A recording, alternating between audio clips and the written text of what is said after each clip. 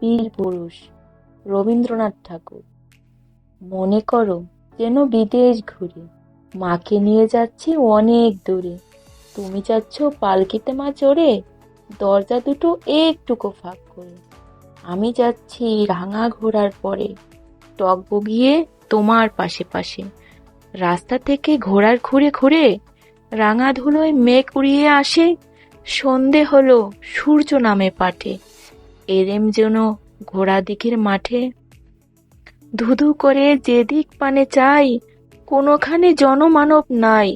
তুমি যেন আপন মনে তাই, ভয় পেয়েছো, ভাবছো এরেম কোথা। আমি বলছি ভয় করো না মাগো, ওই দেখা যায় মরা নদীর সোতা। আমরা কোথায় যাচ্ছি কে তা জানে, অন্ধকারে দেখা যায় না ভালো। তুমি যেন বললে আমায় ডেকে, দিঘির ধারে ওই যে কিসের আলো। এমন সময় হারে রে রে রে রে, ওই যে কারা আসতেছে ডাক ছেড়ে।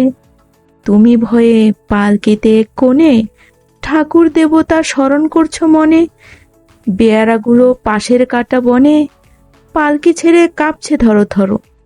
আমি যেন তোমায় বলছি ডেকে, আমি আছি, ভয় কেন মা করো।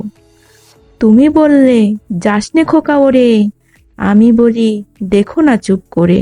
ছুটিয়ে ঘোড়া গেলেম তাদের মাঝে, ঢাক তলোয়ার ঝনঝনিয়ে বাজে। কি ভয়ানক লড়াই হলো মাঝে, শুনে তোমার গায়ে দেবে কাটা। কত লোক যে পালিয়ে গেল ভয়ে, কত লোকের মাথা পড়ল কাটা। এত লোকের সঙ্গে লড়াই করে, ভাবছো খোকা গেলই বুঝি মরে।